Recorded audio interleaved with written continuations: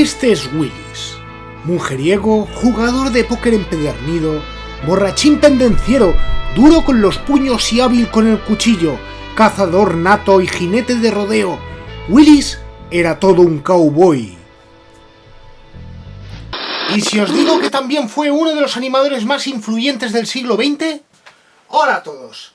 Hoy quisiera hablaros de un gran maestro de la animación con una vida alucinante y que sin embargo, por algún motivo que desconozco, no ha tenido el reconocimiento de otros grandes maestros. Mientras sabemos hasta qué desayuna Hayao Miyazaki cada mañana, seguramente solo recordaremos una obra de este gran artista, Willis O'Brien. Willis O'Brien era un guía del Parque Natural de Crater Lake.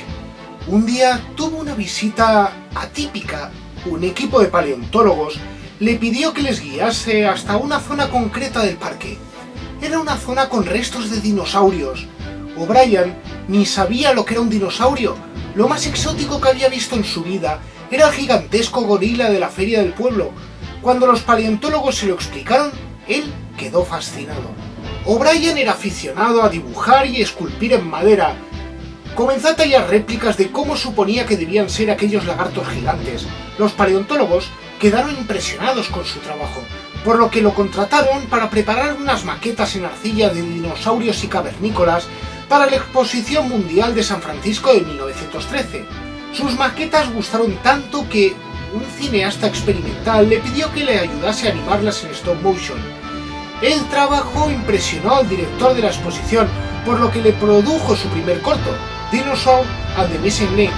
Acababan de inventar el stop motion con maquetas o model animation.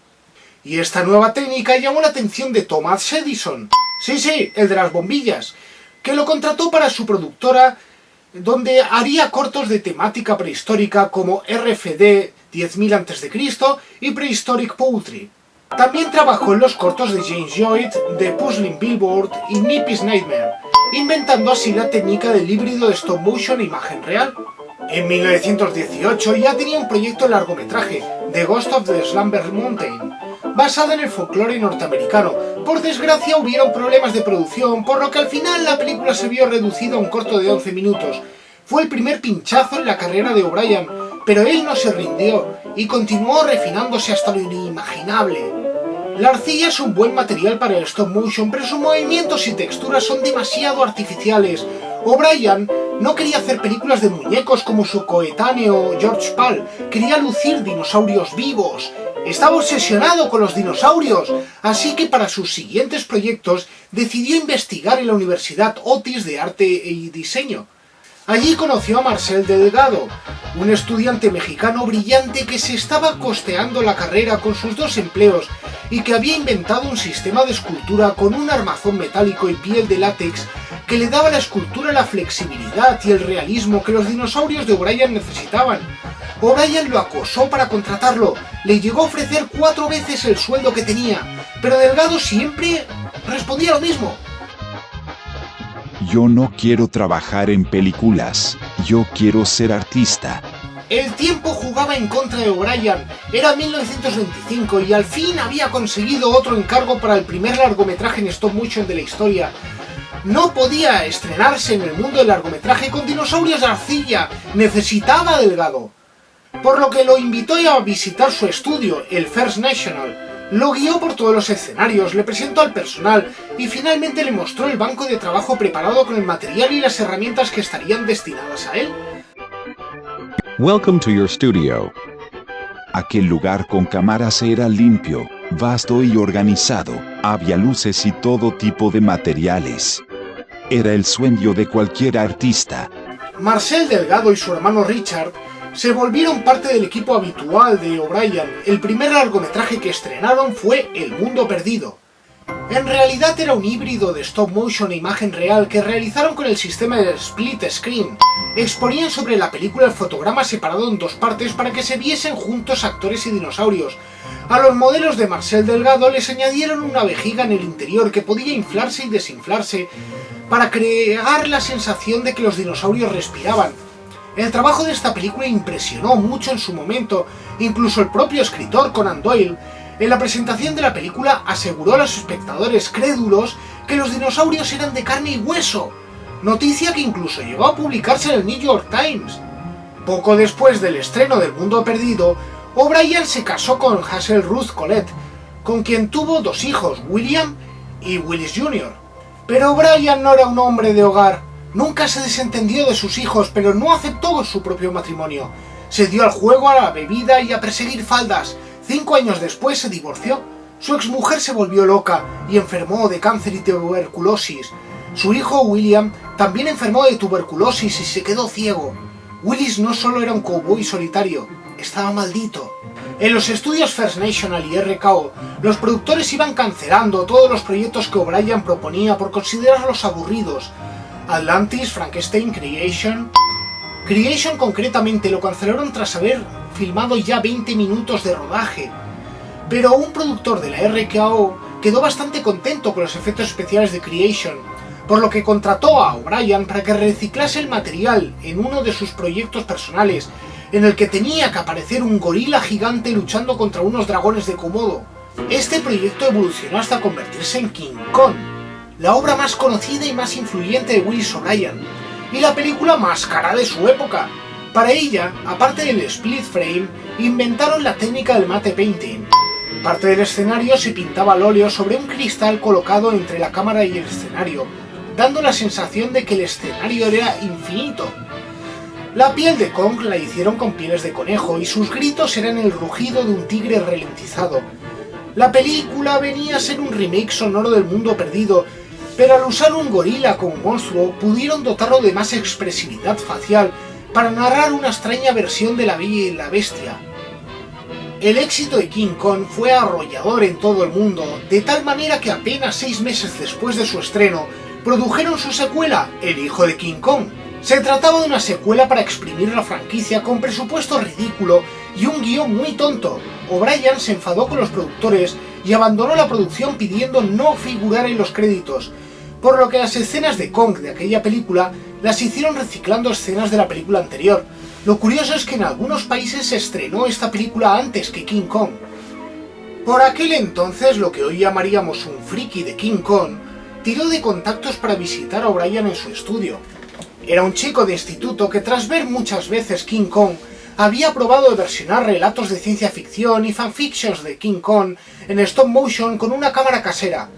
Le presentó su book a O'Brien y este, tras darle un ojo rápido, le tiró el book a la cara y lo echó a patadas del estudio. Le dijo que aprendiera dibujo y modelismo antes de volverse a atrever a visitarle. Aquel chaval era Ray Harryhausen. No sé si os hacéis una idea de lo influyente que fue King Kong en su día. Harryhausen, Dino De Laurentiis, Steven Spielberg, Ishiro Honda, Eiji Tsuburaya... No son pocos los cineastas influenciados por esta obra.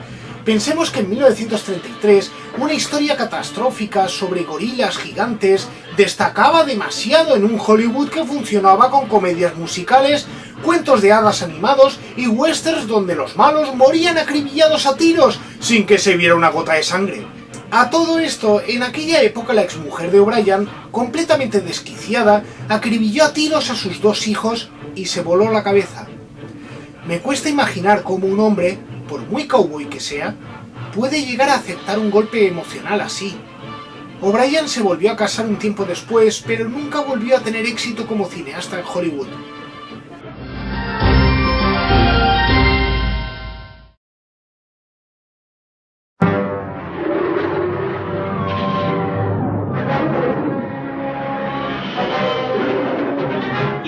Looking high and low for a big car as good as a Volkswagen, maybe you should look into our big car, the Volkswagen 411. It has some things no Volkswagen ever had, like 4 big doors and lots of room and luxury for the whole family.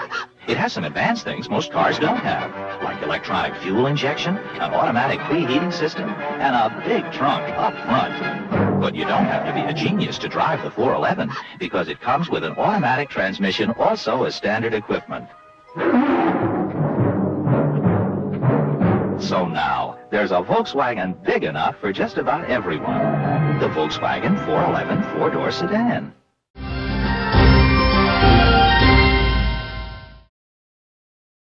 O'Brien se fue con el productor Merian C. Cooper a trabajar en los efectos especiales de películas de aventuras como The Last Day of Pompeii y The Dancing Pirate. Esta concretamente era su primera película en Technicolor, y también reciclaron algunas maquetas de King Kong para Ciudadano Kane. También participó con el animador húngaro George Pal en el corto antibelicista Talibs Shall Grow Up. Después de la Segunda Guerra Mundial, Harryhausen volvió a visitar a O'Brien con muestras de sus cortos animados, que había hecho inspirados en la Guerra de los Mundos, y esta vez sí, O'Brien no solo contrató a Harryhausen, sino que se volvió su mentor. Juntos realizaron la tercera y última superproducción de O'Brien, Mighty Joe Young. Esta película venía a ser una autoparodia de King Kong, pero sus efectos especiales eran mucho más complejos. Muchas de sus escenas superaban el ingenio del propio O'Brien, por lo que fue el general Harryhausen quien se encargó de ellas. La crítica elogió su técnica impecable y ganó el Oscar a los mejores efectos especiales, el único Oscar que tiene Willis O'Brien. Pero era una película de lo que hoy llamaríamos humor friki, incomprendida en su día y que acabó siendo un fracaso comercial. Are endeavoring to make all the world love, or at the very least feel deep sympathy for, the monstrous, mechanical gorilla. Mighty Joe Young is fun to laugh at and with, loaded with incredible corn, plenty of humor, and a robot gorilla who becomes a genuine hero. The technical skill of the large staff of experts, led by Willis O'Brien and Ray Harryhausen, gives the robot life. Después del fracaso en taquilla de Mighty Joe, sus proyectos ambiciosos no conseguían ver la luz. War Eagles, sobre un clan de vikingos que luchaban contra dinosaurios a lomos de águilas gigantes. Gwangi and the Valley of the Mist, sobre unos cowboys que se encuentran un dinosaurio en el desierto y lo exhiben en ferias de ciudades mexicanas. Emilio y Guloso, sobre un niño mexicano que tiene que salvar a su pueblo del ataque de un dinosaurio. Un remake de King Kong en Cinerama, Technicolor y sonido estéreo.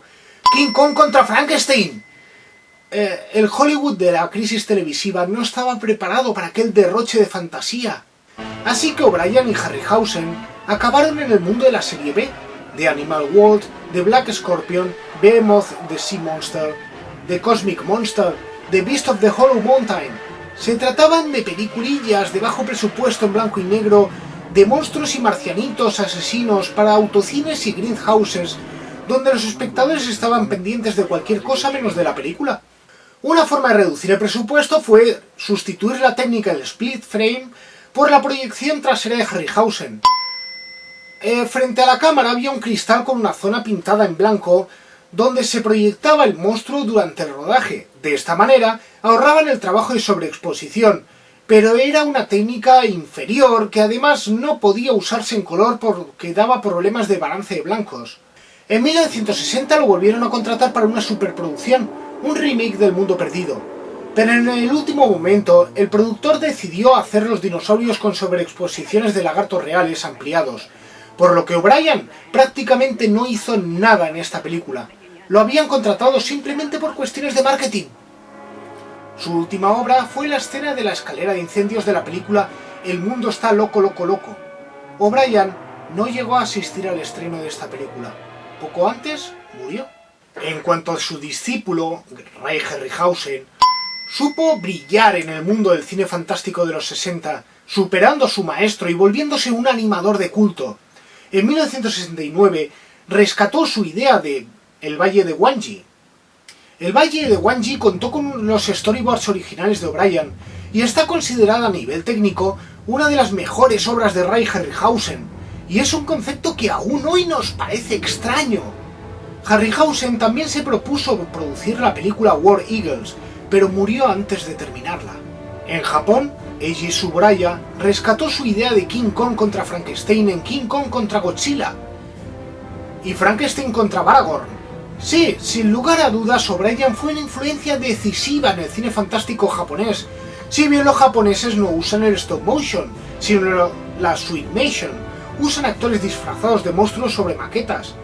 El Mundo Perdido tuvo otro remake desmotivado en 1997 por Steven Spielberg, como parte de la franquicia Jurassic Park, evidentemente en ese CGI entre tinieblas propio de los 90 que me pone tan nervioso. CG? Blasphemy! Spielberg ya anunció en el primer Jurassic Park que el stop motion como efecto especial es una técnica extinta. En 1998, Disney produjo un remake de Mi gran amigo Joe, usando a un actor disfrazado con algunas escenas en CGI para hacer de Joe y reduciendo el humor original a bromitas infantiles. Igualmente cabe destacar el cameo de Harryhausen en esta cinta. En cuanto a su obra más popular, en 1966, Rankin and Bass junto con Toei produjo La atroz The King Kong Show, sobre un Kong amigo de los niños que salva constantemente al mundo de robots alienígenas y científicos locos. Kong tuvo un remake de Dino De Laurentiis en 1976. Esta vez no usaron el stop motion, sino que usaron sobreexposiciones de un actor disfrazado de gorila con una máscara animatrónica. A pesar de las malas críticas, la película tuvo éxito y ganó el Oscar a los mejores efectos especiales, lo cual provocó la indignación de Harryhausen y de la comunidad de artistas de stop motion. Hubo otro remake en el 2005 por Peter Jackson, esta vez en CGI, y mira, al menos está entretenida. Y el año que viene también en CGI se estrenará Kong, Skull Island de Jordan Vogt Roberts, un reboot de la franquicia que formará parte del universo del nuevo Godzilla. El legado de O'Brien es amplio pero irregular. Fue un animador y artista de efectos especiales esencial para entender el cine fantástico del siglo XX, y sin embargo ha quedado como una figura oculta bajo la sombra de su genial discípulo. Harryhausen llegó a ser mejor animador, pero conocemos bien sus influencias, sabemos de dónde salieron sus ideas. O'Brien, en cambio, es alguien enigmático. Las vidas de los animadores acostumbran a ser monótonas y sin interés, aunque hay algunas excepciones. Lotte Renninger, la primera mujer directora de animación que debió huir de los nazis, Ryan Larkin, el animador artístico canadiense que acabó muriendo como indigente, drogadicto y alcoholizado, Yoshinobu Nishisaki, el productor de hentai extremo que acabó en la cárcel por consumo de drogas y tráfico de armas, Walt Disney, a este ya lo conocemos, pero de entre todos ellos yo me quedo con Willis O'Brien. No consigo entender cómo un cowboy del siglo XIX llegó a fantasear con un gorila gigante escalando rascacielos con una rubia en la mano mientras le atacaban una bandada de aviones. ¡Es fascinante! Si apenas realizó 3 de sus proyectos personales, dejando tantas obras en el tintero, es porque se adelantó décadas a su tiempo. El Hollywood dorado no estaba preparado para semejante bestia. Sin duda O'Brien no era un animador normal, era el cowboy del stop motion. ¡Hasta pronto!